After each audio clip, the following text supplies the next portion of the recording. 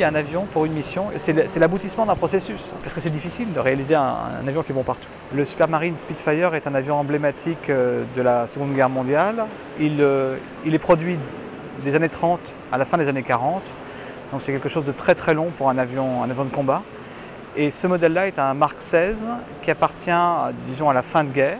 Donc c'est un excellent chasseur. En même temps, le Focke-Wulf qu'on voit là est un excellent chasseur, extrêmement redouté, et dans de bonnes mains, dans des mains capables de l'exploiter, quelque chose d'extrêmement dangereux pour l'ennemi. Ce Focke-Wulf FW190 est en réalité à la fois un Focke-Wulf et un NC900.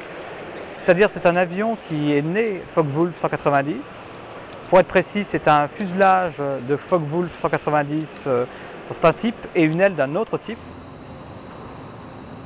Pour cet exemplaire-là, il est né en 1942, donc il porte des couleurs ici même qu'il n'a pas portées opérationnellement, simplement parce que sous l'occupant, on a prolongé la production du chasseur de Voitine D520.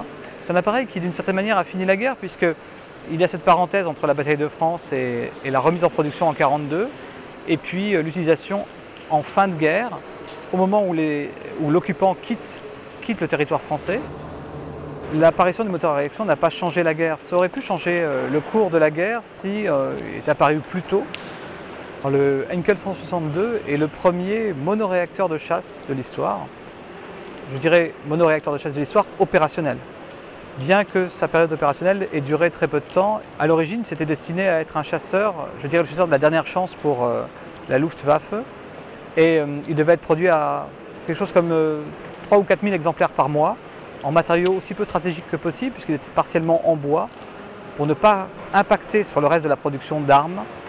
Et il a été confié à très peu de pilotes, mais initialement il était prévu de le confier à de jeunes pilotes sans expérience, ce qui montre le manque de lucidité du commandement allemand à ce moment-là. Quant aux Britanniques, qui ont en quelque sorte mis au point les premiers moteurs à réaction, ils n'ont réussi à sortir de chasseurs opérationnels qu'après la guerre. Le chasseur à réaction n'a été que finalement relativement peu produit.